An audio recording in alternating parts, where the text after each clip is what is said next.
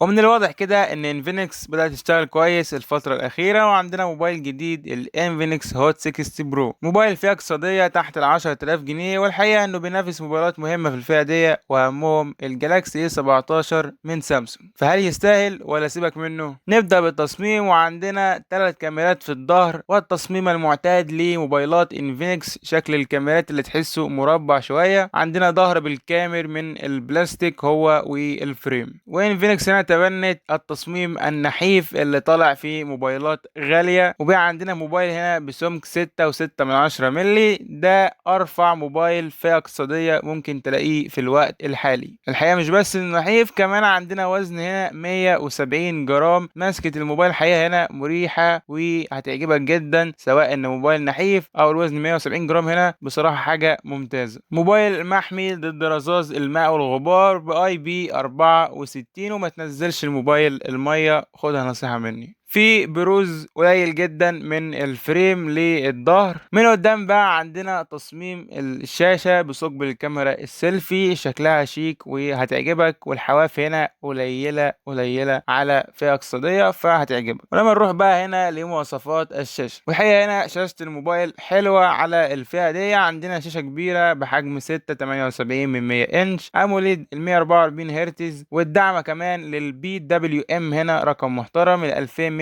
هرتز، يعني هتبقى مريحة شوية للعين عن باقي الموبايلات اللي في الفئة دي. الشاشة هنا بجودة محترمة 1.5K بجودة ال 1224 في ال 2720 بكسل، يعني عندك 440 بكسل في الانش، رقم كويس جدا. ولكن ملحوظة هنا، المعالج أقصى جودة يدعمها هي فول اتش دي، ولكن ما زالت الشاشة كويسة جدا هنا، ودعم كمان للسطوع بيوصل ل 1600 نتس، فرقم محترم، سطوع ممتاز على الفئة دي، ألوان مقبولة. كمان عندك حواف الشاشة هنا قليلة، فبصراحة يعني كشاشة ما اقدرش اقول ان فيها عيوب، خصوصا على الفئة اللي موجود فيها الموبايل. ولكن ال 144 هرتز دي ما تاخدهاش قوي في الاعتبار، لان بصراحة دي ارقام، هو الحقيقة هنا 120 هرتز عادي يعني. ونروح بقى للمعالج والاداء. عندنا هنا معالج من ميديا تك الهيليو جي 200، ده معالج جديد في الفئة الاقتصادية، أداؤه محترم، مش هيأثر معاك في أي حاجة، وأداء كويس جدا على الفئة اللي موجود فيها الموبايل. المعالج ده ما يختلفش كتير عن معالج الميديا تك الهيليو جي 100 أو حتى الهيليو جي 99، فيعني لو أنت مقرب موبايل فيه معالج جي 99 أو الجي 100، فهتتوقع الأداء هنا هيبقى مشابه جدا